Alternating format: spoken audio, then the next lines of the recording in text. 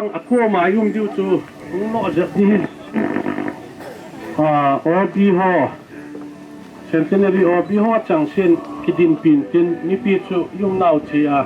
pan ju ngi jing in te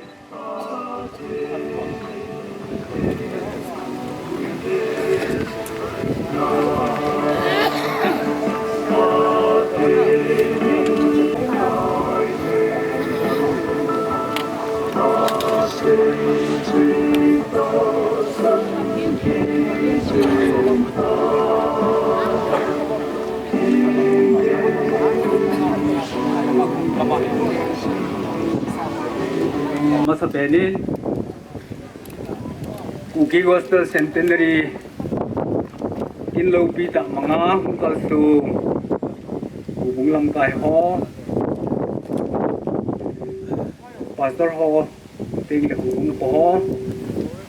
ting le nu te bon savin centenary minin salam kan bolu na je program iga pat masangubin thu chingpu setria kolin program highlight ga ngai thaleng han pante tuni program wa elam kai diu chu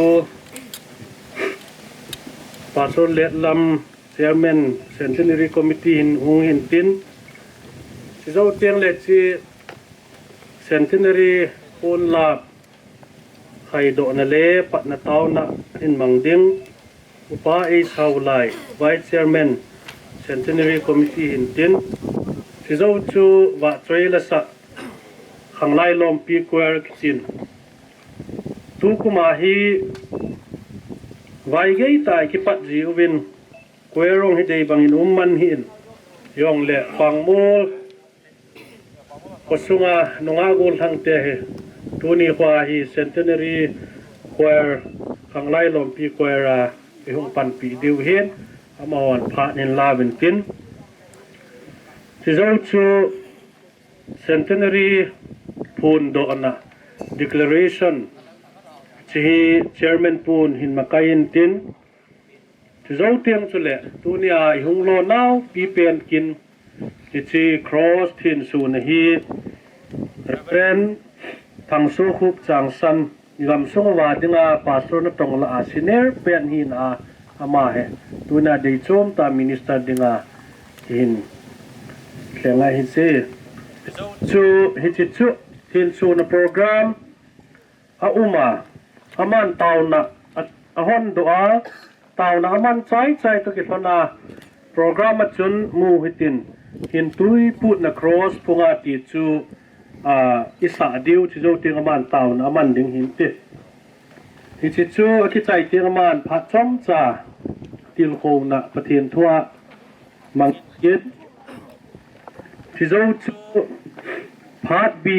a ki tin pu Samuel Changsan ama hin phat bi ma sa pen hin lan tin tuna ito na wa sumla paya hata pangahin ani na hi pu amin lin thang hi ding hi nama hi zani masa kun chun tulai na bu si ko su hin na sata in apha in hung nom tle awangin hung thei pon tule leang chun ki hovin te chu mi pi ten jong i het thim na diwa daga phun do hi mun da hi zi hin ahunga chapoi chi aban in nghiền tế hồ vung thắt lên là phát mang tiếng upa ảo khôn mang hiền tế chỉ dâu cho và chơi là sa hàng lai lom pi quer mang hiền tiến cái pa thil pi na tu ni kin bol na và cái pa thil pi na neo cha cha kin bol là ken hin makai tin cái pa thu sei na Reverend David T. Rovu Advisor Centenary Committee ama ko na cái pa thu sei na mang hiền tiến si zo chu mi pi la sa le taw khom na cross to in zot na kani zona taw Reverend Lalun Ulai Executive Secretary Krista Hobung te tuni he programa khel hi jong le chairman pu lam kai ho to ka ki hu khomin มูลช่วงไอหงคอมนาวะหินเต็มจ้าจ้ายองเละตัวลอมเสียคอมในจงอีกอันนี้ดิวหินกิจุหอยไล่เปียนะเชอร์แมนพูดหินเสียตาเอ็มอามานหินลำไกยินตินแควร์ฮอลานุงะมีลีตะบังจุนอดอนนดิงุมลงและปูนทำมาอีกอดอนดิวจิงติเสียงคัดเสียงนี่จ้ายองเละอีกตัวคอมดีวินอากิดิจินจิจูตัวนายกิมันจ่าในดิวต่างปีงหินเตตัวนี้เฮจันนักเชียนอาจุนมิซาจงอาศัยอินวางว่าเสดินตัวนี้มีอายิงอินอภัลมาอีกเลียดอดิวหงฮิจิงอินเตตัวเชอร์แมนปูนโปรแกรมหัวอิสากายเอลัมไกตาวพอลบินสายจะเอ็นทุกตั้มปีเสเลเห็นพันไอตัวลูดิวจะเอ็นอีเปเลโปรแกรมกะมาซาลจิงหัวดินมาสเปนินกอดฮอนนะเกมันประเทศเทียงซิมโดนะในจิงกตินเทียมเกาอิสราเอลกับบูปุงสอมงาเลบุงนี้สังสกิจังกินนะจ๊ะมูลสังจุงบูมาดิงกิปานะทุพาเห็นปุปาเกียงพังเตนิจูอีที่หัวใจให้ตามกิปานะทุพาเห็นปุอาจำนะทุพงเลปาหูหิงนะทุพงเลอาใจอ่อนจาอานะประเทศนินเลี้ยงไว้ปุยจะเสเลปาจูสมุเห็นนักคงอาหอจุนอกินสังเต็นสมุเห็นกิทักเต็นกิปาลาสาวเห็นใจอ่อนดูนาปกายหงกิเลกิจูอามาหอนอมิดมองอินอามุสุเกตาวิธีประเทศทุลูปิเตซิมโดทุนีปานบอนสาวาลุงสุงอทุพัทธิบุปิตาเห็นอาเมนลุงเซตเต็นมีปีนบอนสาวินหงดึงหลังฮาเลลูยาทุมบีสับดิวเอ็นเกมันติเซงตินกนุงเน้นดูดิวดิมิเซฮาเลลูยาฮาเลลูยาฮาเลลูยาฮาเลลูยาฮาเลลูยาฮาเลลูยาตัวเต่าเต้โปรแกรมเทนโซนะในเต้ตุนีสไลมุนเฮ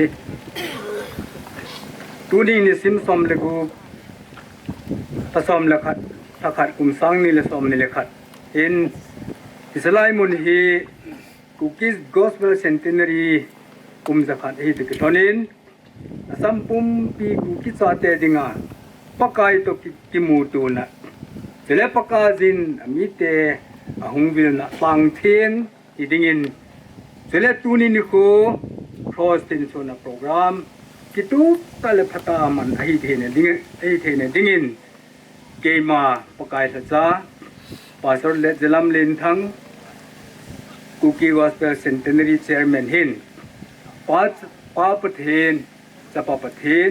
เสเลสกาวเทียงประเทนมินินกะเห็นเทียนซูนกะเห็นหงดอตานเฮประเทนจูลูปีนจังตาเห็นจุเลฮิจฟังฮีกุยตบังมูสิทฮัมไอโลวะไอเลเอลตอลนะฮัมไอโลอิสะโลมันฮัมาชุปอลเจอมาไอเลประเทนินอจุงทูไอเห็นตังดิงไอประเทนจูลูปีนจังตาเห็นอาเมน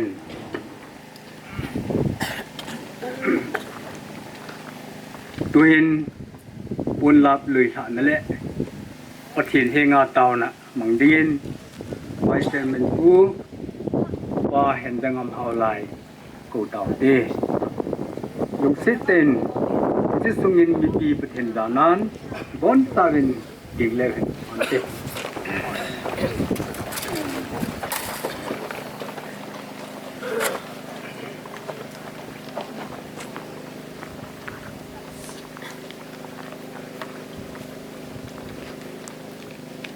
อิเจตุกิทอนิน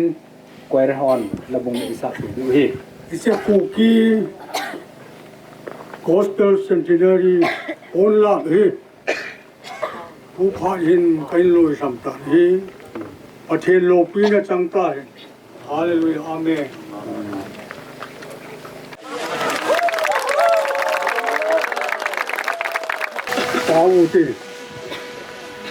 Hallelujah ngay luôn luôn sẽ na ding hạt chung lung tôn số na abang hijing cái nào phát hiện cũng ra khăn mà sang chun kapu kapate vin tingbul songbul ano bun nang ma ngay luôn na hedo lovin in kho na mangon jeng jong le nangai luôn na thu pha lo pi ta chu nang ma ku ke te la len lo lut sai ke chen ni kho chu thu pha hin ra kha sing tai chin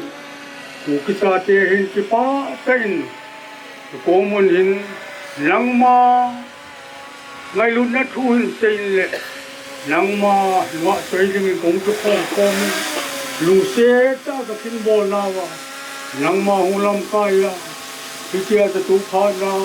kum ra kha ta sing tai chi ho he kain pun do diu he tu le he ta mel chi na kro so lo ni tin so na kain nei diu he yo zo chi lo ni nang man mun nei lo khom pi wa nang man ni to khom pi di ni tong ta mun he hạt chung lung bát thiên sa gao thiên lang man lấy pu dun lang nang ma ka wa chơi nào le nang ga ma kin ka hin bon ho hi ho zo se jinga hạt chung na hong hi da hạt do na ka ne wa nang ma ngai lu na thu pha hi ka lo wai hạt ka te au phun la hong hi the ji nang ma sa gao thiên ei lam kai ji mun cha trong lúc xin căn phun Hallelujah Amen tiếp đi về đầu tiên tôi là hoàn thành bạn sẽ lại đã vui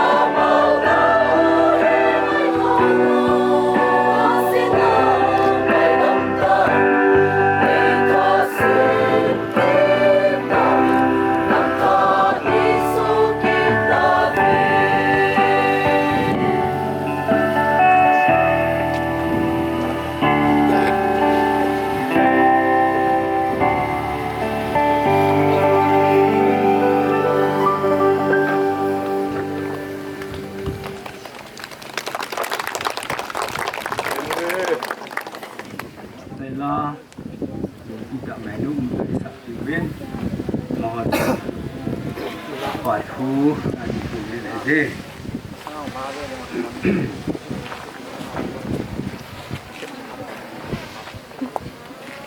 centenary thu phun độ centenary thu phun độ gì this muna anh này kan trong những thứ như có gì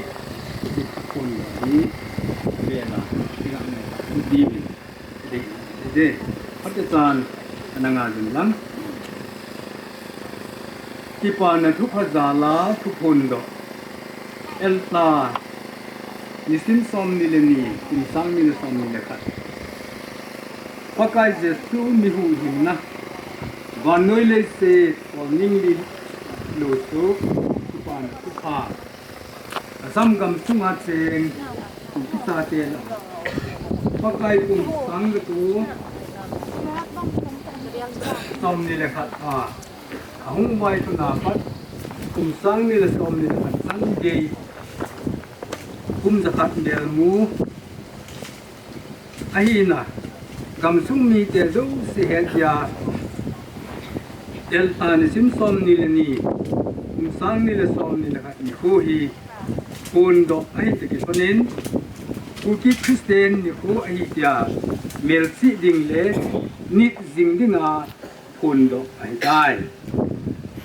Delta is only the 22 November October 2021 he Kuki Christian ni ho hi ya mel ding le ni jing ding au phun lo ai dai ti hi isu melo diu hi ni ho hi Kuki Christian ni ho hi ta ni jing di wa phun do he Hese tu pon do hi tu kham mi te ding le kam hung sung ki dinga kam hung sung ki ding ho a ku ki sa te dinga mel chi na kung pang ding ku ki sa te dinga ta sa le ta ga wa lo ki pen krista lum sung banga ki do jing a hi na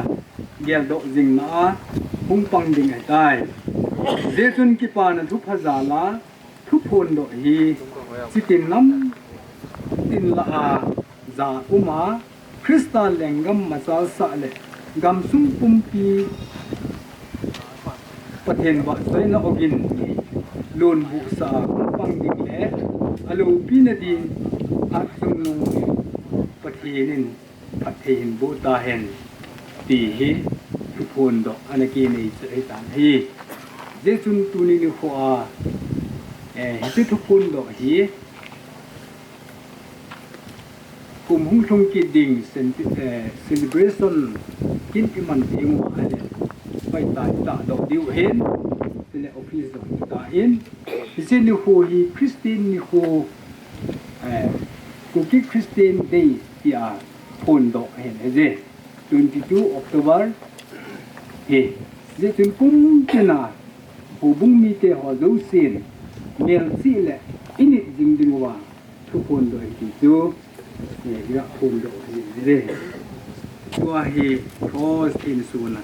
ini ding dan kin bolding reverend ang su khup tang san senior most pastor ama patin minin kin bolding in iga ku de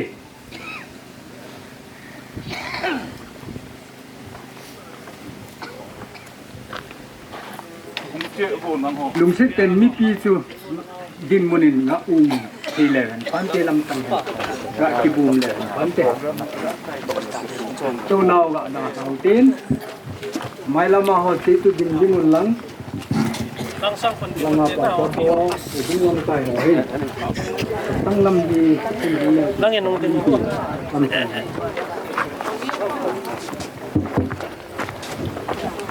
Tuni ni kholo pi ta patini pi jiobin avelin pathin thangwa na kan pi na je tu pada tillo pi ta ga bol ji hin ling sa ipu pa te ho la min kisun sin ver se ngai ta lovin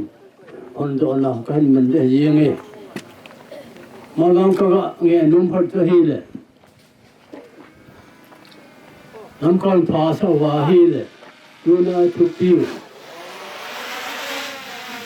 transform the power of the cross hi on ka pon ni ka ho de no min chu e pi wa hi le na hon ki mong tan te ki phae tu ni sin som lagu pa kum sang ni la som ni la khat ni don som la khat to kya thang din ke ma puka sa cha ang so hut cha san hin ko ki 15th centenary celebration show hi adia thakdam na kho hi khang tha te ding tiêu là khang lối tiêu mà so lại tiêu tiêu mà so họ du phát ta chỉ tìm đến pa lệ thằng ao tiêu mình còn đó tàn he là bốn sao mình có tìm phát tìm được thằng kia ta mình amen lulu là đến xin độ he sắp pa là xin mà he nó lệ ngay lệ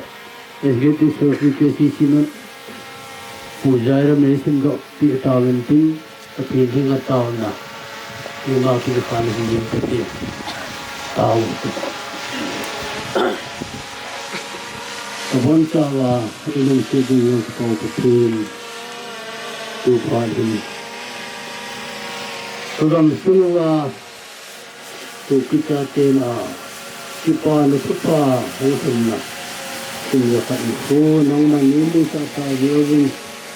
very strong ten mình lâu pi cái phòng ngồi là he có cái thực hiện cái phụ tế hậu phụ ai xuống hin phụ gia mình lâu hin phụ đăng thăng liền là hin lại làm hình là người ta nói ấy là lúc phá na hin đã là tay hi là cô na hồ hồ tổ và tu phá đã lâu pi ta nông mà niệm mu sa giả luôn về là có một cái phát thu cái đốt kia để gì Tuni pada pakai cross kecil sunau ini. Tujuh kaman sabungwa. Nomor tiga cross ini mitor sebagai dam pena. Nomor cross ini pakai kahan monau kahan pena ikan doa. Nomor cross ini pakai tiga tedi monau kuna. Tuan sering kimlo ipita jiulan lemelo pita tanggal hei. Pakai dong sitten. Cross akishan de kadiwa paje sukrita karsanna ke wanwele se bun hasana tampi la konin hobungi tesu no panum nongle che cross tha na bang cha pakai hoi ke cha nangma ta sanna kati jom jing pin na diwen duni para kati suna nangma ni san pin nang atha tan lem gama kin bolo yan nang hobungi te ho ju kedingin han na tha Roti Ganglamin Kuki Gospel Centenary Assam. To God be the glory. This centenary monument, erected in commemorating the 100 years of Christianity amongst the Kukis in Assam, is hereby dedicated to the Almighty in the name of the Father, the Son, and the Holy Spirit. On this day of the 16th of November, 2021 at Niente. May this monument ever stand tall and be a binding force for the unity and prosperity of the Kukis in Assam. Unveiled and dedicated by Reverend Sukhut Sangsan.